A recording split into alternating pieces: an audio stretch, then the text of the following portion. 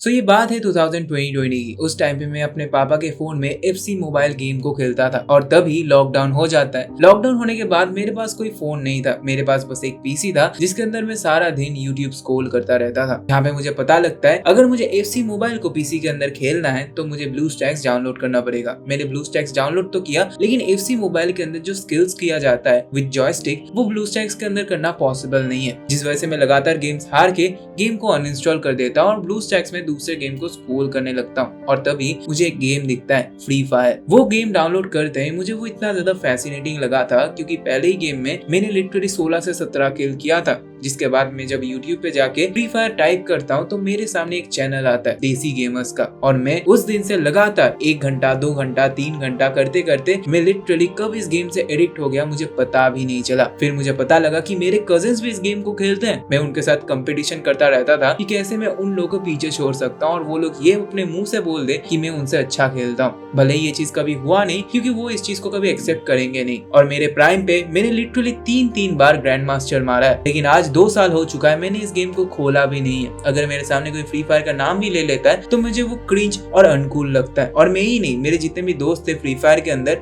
जिनके साथ आज भी मेरा कनेक्शन है, वो भी आज के टाइम पे फ्री फायर नहीं खेलते हैं। आखिर ऐसा क्यों हुआ कि जितने भी ओल्ड प्लेयर्स थे जो फ्री फायर से इतना ज्यादा प्यार करते थे उन्होंने फ्री फायर गेम ही खेलना छोड़ दिया? देखो इसके पीछे ना कुछ रीजंस है। रीजन नंबर 1 है यूट्यूबर्स। हाँ, वही लोग जिन्होंने इंडिया के अंदर फ्री फायर को इतना ज्यादा फेमस किया था।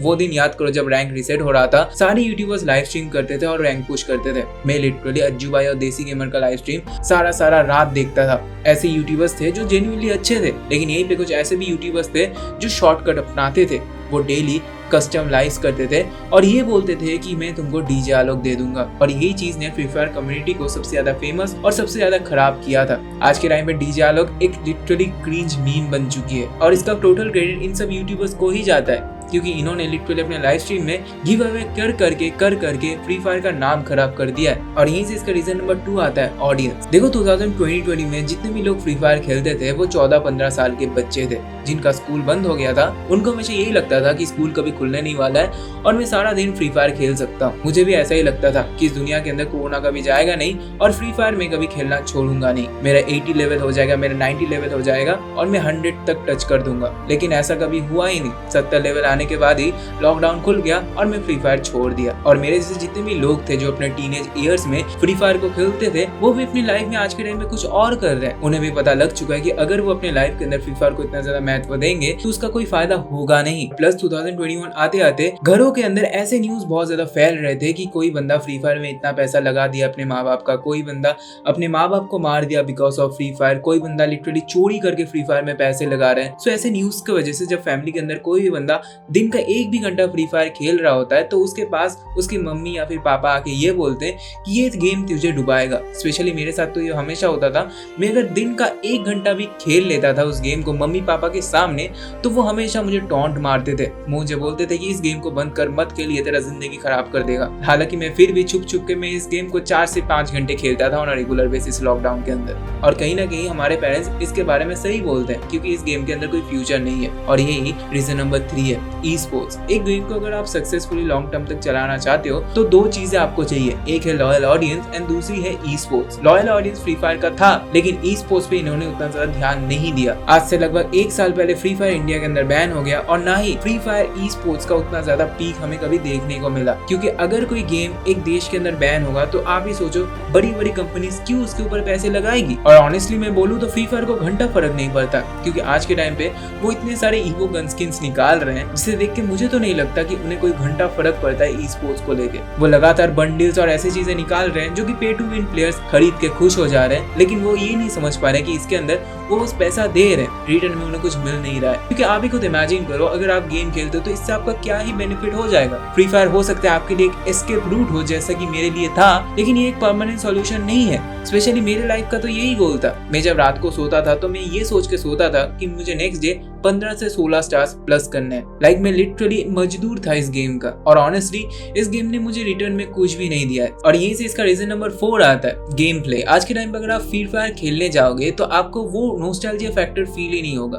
अगर आप कोई भी राइस्टर का पुराना वीडियो उठा लोगे तो उसके अंदर एक साउंड होती है जो कि बहुत ज्यादा डिफरेंट होती है, वो बस आपको पुराने टाइम पे ही सुनने को मिलता था। जब आप MP40 चला के किसी को मारते थे तो वो किल का साउंड, जब आप 2 नल्ली से 2 शॉट किसी को मार देते थे तो वो वहीं पे मर जाता था। वो चीजें एक अलग ही लेवल पे हिट होती थी। ग्लू वॉल जब आप पहले लगाते थे तो वो कितना ज्यादा फास्ट लगता था, लेकिन आज के टाइम पे अगर आप गेम खेलने जाओगे तो वो आपको बहुत ज्यादा सिस्टमैटिक और हेवी लगेगा। वो फास्ट स्मूथ चीजें फील ही नहीं होती है। हाँ, मैं मानता हूँ कि पहले बहुत सारे वन टैप्स काउंट नहीं होते थे, आज के टाइम पे वो काउंट होते हैं, लेकिन आधे से ज्यादा हेड के ऊपर ही निकल जाते हैं। क्यों पता है? क्योंकि आज के टाइम पे अगर आप फ्री स्किन फ्री फायर को खेलने जाओगे तो फ्री फायर ने कुछ ऐसा सिस्टम लगा दिया है कि आप मार ही नहीं पाओगे बंदे को। कोई भी बंदा ईवो स्किन ले लेगा और आपको स्पैम करके वहीं पे मार देगा। और यही मुझे फ्री फायर के अंदर बहुत ज्यादा घटिया चीज लगती है। आज के टाइम पे गेम पूरा पे टू विन बन चुका है। पहले भी पे टू विन था, जैसे गोल्डन वाला MP40, टाइटन स्कार, फिर M1887 का वो वाला स्किन, ब्लू वाला, ऐसे स्किन्स जो कि top of the top cream skins होते थे, जो कि बहुत कम लोगों के पास होते थे, और वो इतना ज्यादा डेडली होता था कि जिस बंदे के पास वो होता था ऐसा हो ही नहीं सकता कि वो टॉप 10 तक सरवाइव नहीं करेगा। लेकिन आज के टाइम पे कोई भी रैंडम बंदा AK-47 को 4 लेवल पे करता है और आपको स्पैम करके मार देगा दूर से। And it is so frustrating to सी।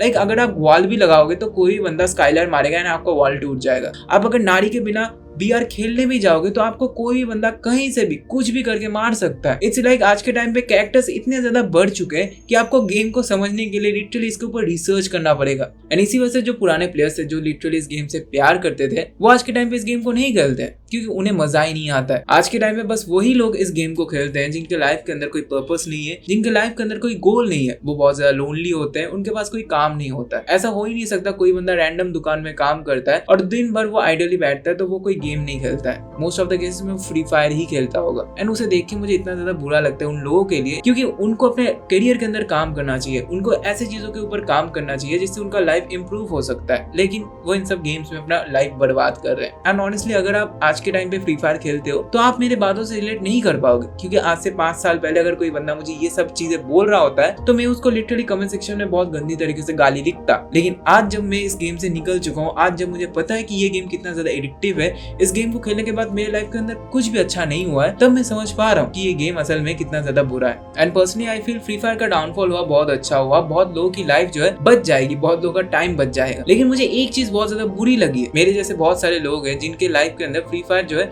बस एक टाइम वेस्ट था। लेकिन कुछ ऐसे यूट्यूबर्स है जिनका टोटल लाइफ बनाया है फ्री फायर ने, लेकिन आज के टाइम पे उन्होंने फ्री फायर खेलना ही छोड़ दिया। टोटल गेमिंग, इस बंदे को फ्री फायर ने सब कुछ दिया, इसने फ्री फायर खेलना छोड़ दिया। ज्ञान गेमिंग, इस बंदे को भी फ्री फायर सब कुछ दिया, लिटरली इस बंदे ने भी फ्री फायर खेलना छोड़ दिया। आज के टाइम पे ये मोवा 4 चीजें कर रहा है। राइस्टर भी फ्री फायर खेलना छोड़ दिया, वो भी मोवा 4 खेल रहा है। और ऐसे बहुत सारे यूट्यूबर्स है जिनका आज के टाइम पे 10-10 मिलियन सब्सक्राइबर्स है। No hate to Romeo gamer, but बंदा आज से 2 साल पहले भी बस स्पैम करके खेलता था, लेकिन फिर भी उसके 10 मिलियन सब्सक्राइबर्स है। वो सारी चीजें देख के मुझे इतना ज्यादा गुस्सा आता था, मैं आपको क्या ही बताऊं। और कुछ लोग लिटरली मोबाइल पे गेम खेलते थे लेकिन उन्हें कोई सपोर्ट ही नहीं करता था। तो यही सब कुछ रीजन थे क्यों आज के टाइम पे जो अच्छे प्लेयर्स है, जो मेरे टाइम पे मेरे साथ ग्रैंड मास्टर मारते थे, जो आपके साथ खेलते थे, उन्होंने फ्री फायर खेलना छोड़ दिया, क्योंकि उन्हें भी पता लग गया कि इस गेम के अंदर कुछ नहीं रखा है। Life is better without this game. अगर आपको ये वीडियो अच्छा लगा तो एक लाइक जरूर से करके जाना एंड कमेंट्स में जरूर बताना आपने कितनी बार हीरोइक और ग्रैंड मास्टर मारा है। पर्सनली मैं अगर कहूँ तो मैं आज से 2 साल पहले 70 लेवल तक पहुंच गया था और मैं हर सीजन BR रैंकेड और CS के अंदर हीरोइक तो जरूर से मारता था और मैंने CS के अंदर लगभग 3 बार ग्रैंड मास्टर मारा है।